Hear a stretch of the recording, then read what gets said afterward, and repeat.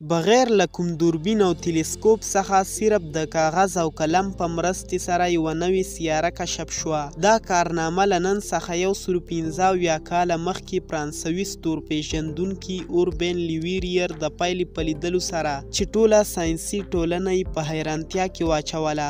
لیکن اخر څنګه د پښتو لایو لایبرري معلوماتي ویډیو ته یو ځل بیا ښه راغلاست. د دې کیسې پیل د یو مڼې څخه دی چې د زمانې مشهور فزیک پوه سر آیزک نیوټن په مخامخ له ونې څخه په ځمکه ولوېده. د دې منظر په لیدو سره هغه په ژور فکر کې ولوېده چې اخر مڼه په ښي او چپ طرف او یا په بره طرف ولې نه ځي او همدارنګه سیده لاندې ولې راځي. د دې واقعې په بنیاد باندې هغې د جاذبې نړیوال قانون جوړ کړ، د کوم په مطابق چې په فضا کې هر دوه شیان یو او بل ځان ته جذبوي. د کوم یو کتله چې زیاته وي د هغې جاذبه به هم زیاته وي او نوموړې وړه کتله خپل ځان ته جذبوي. دې جاذبیت ته قوت کشش یا ګریویټي ویل کیږي. دا د جاذبې قانون صرف زموږ په دنیا پورې منحصر نه دی بلکې دا په پوره شمسي نظام او کائناتو کې عملي کیږي. د دې تر ټولو ساده او اسانه مثال زموږ شمسي نظام دی. د لمر څخه شاوخوا تاویدونکي ټولې سیارې د لمر څخه کوچنۍ دي، نو د همدې له امله دا د لمر په طرف جذبول کیږي او په یو خاص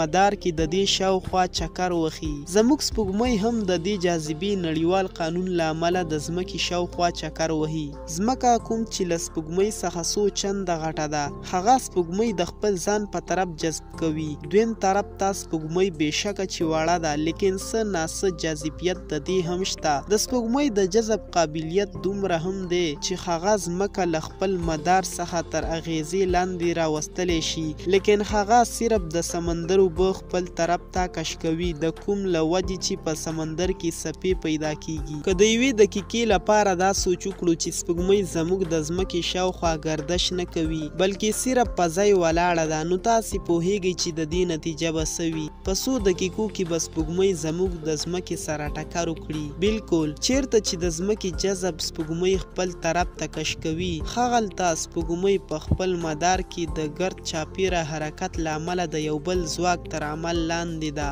کوم چې سپوږمۍ د بهر په طرف کش کوي. دې ځواک ته په فزیک کې د فرار قوه ویل کیږي. د سپوږمۍ د فرار قوه او د ځمکې د جذب قوه د مساویوالي له امله سپوږمۍ په خپل ټاکلي مدار کې په منظمه توګه حرکت کوي چې دا عملیه د 12م ټولګي فزیک کتاب 123مه صفحه کې په مکمل ډول تشریح شوی، خو یوازې د اتوم تر عنوان لاندې. خیر راځو خپلې موضوع. په دې طریقې سره ټولې سیارې د لمر شاوخوا حرکت کوي. د نیوټن د جذب په دې نړیوال قانون باندې زیاتې تجربې او څېړنې وشوې او ثابته شوه چې زموږ د کائنات ټول نظام په دې قانون باندې تکیه شوی دی. خو دا خبره ده د 1840 کال کله چې زموږ د شمسي نظام اخري سیاره یورانوس تر نظر لاندې وه. زموږ د ځمکې څخه 4 ځله غټه دا سیاره څو صدۍ مخکې په 1980 کې د یو تلسکوپ په واسطه کشف شوه، لیکن د دې سیارې په مدار کې یوه عجیبه ګډوډي په نښه شوه.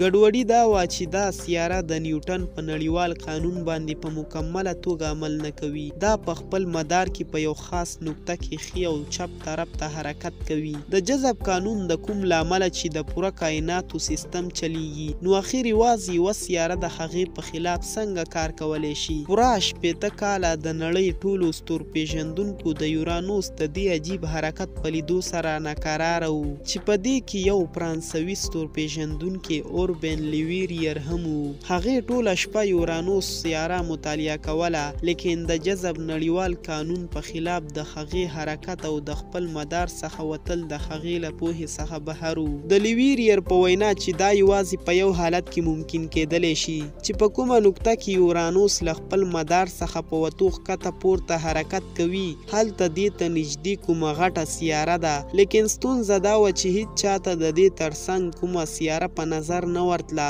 حتی چې ځینو ستورپیژندونکو دا ویل هم شروع کړل چې د نیوټن د جذب په قانون کې کوم شی پاتې شوی او شاید چې دا قانون غلط هم وي. لیویریر کوم چې خپله زیاتره زندګي د ستورو او سیارو په څېړنو کې تیره کړې وه، هغه پوره ډاډه و چې د جذب قانون بالکل صحیح دی او یورانوس کومه بله سیاره خپل طرف ته جذبوي. په 23م د سپټمبر 1846 په شپه لیویریر دوهم ځل اسمان ته متوجه شو او په ژور سوچ کې مبتلا شو، تر دې چې هغه یو قلم او کاغذ راواخیست او په یو اوږده ریاضیکي محاسبه کې مصروفه شو. کله چې د محاسبې نتیجه راووته، هغې د یورانوس سره په خوا کې یو خاص نقطه وټاکله او د هغې په وینا چې په دې نقطه کې ضرور کومه سیاره د یورانوس ترڅنګ شتون لري. نه صرف د هغې حالت، لیکن لیویریر د هغې سیارې کتله محاسبه کړه او دا نتیجه یې ترلاسه کړه چې د دې پټې سیارې کتله د یورانوس عمره ده. کله چې هغې دا ټول تفصیلات خپاره کړل، نو د دې تیوري کره کتونکو د لیویریر تیوري څخه ټوکه جوړه کړه،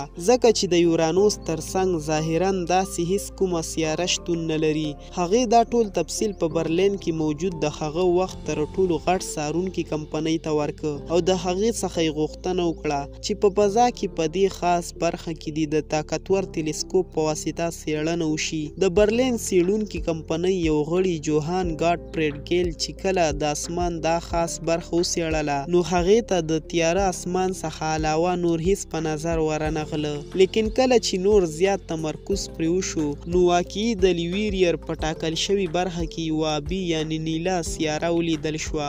د دې سایز واقعي د یورانوس په اندازه و، یعنی په دې کې زموږ د ځمکې په څېر 4 سیارې راتلی شي.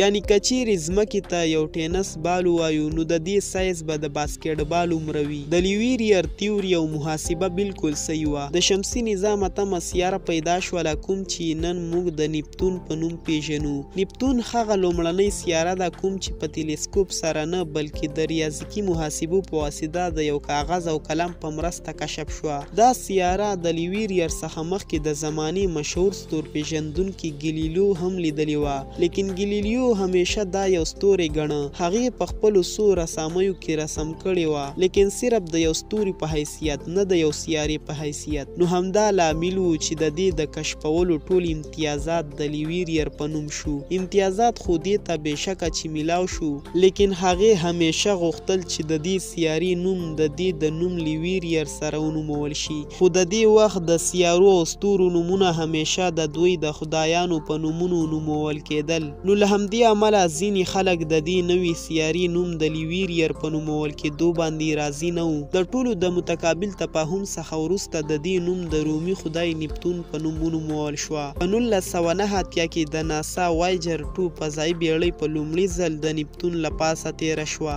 3000 میله لرې وایجر 2 د نیپتون څو تصویران واخیستل. دا زموږ د شمسي نظام تر ټولو لرې او تر ټولو اخري سیاره ده. د لمر څخه د دومره لرېوالي له امله د دې ځای درجه حرارت -190 سانتیګریډ درجې دی. د ناسا په مطابق دا د واورې یو غټ کنګل دی چیرته چې هر وخت توپانونه چلیږي. داسې توپان د کوم سرعت چې تر 2000 کیلومتر پر ساعت پورې رسیږي. هیره دې نه وي چې په ځمکه تر ټولو تیز توپان سرعت تر 407 کیلومتر پر ساعت باندې ثبوت شوی دی. د دې ځای یوه ورځ د ځمکې د 14 ساعتونو سره برابره ده او د دې ځای یو کال د ځمکې د 115 کالو عمره دی. لیویریر کوم چې صرف د ریاضیکي محاسبې په مرسته یوه سیاره کشف کړه، نن ورځ ژوندی نه دی، لیکن په پاریس کې د دې په قبر د نیپتون دا ماډل د دې کارنامې د همیشه لپاره ژوندی ساتي. هیله ده چې د پښتو لایو لایبرري دا معلوماتي ویډیو به ستاسو د خوښې وړ ګرځېدلی وي. ستاسو د هیله بخونکو کمنټونو څخه بېحده مننه. ملاویږو به په یوه بله معلوماتي ویډیو سره. تر بلې ویډیو مو د لوی الله په امان.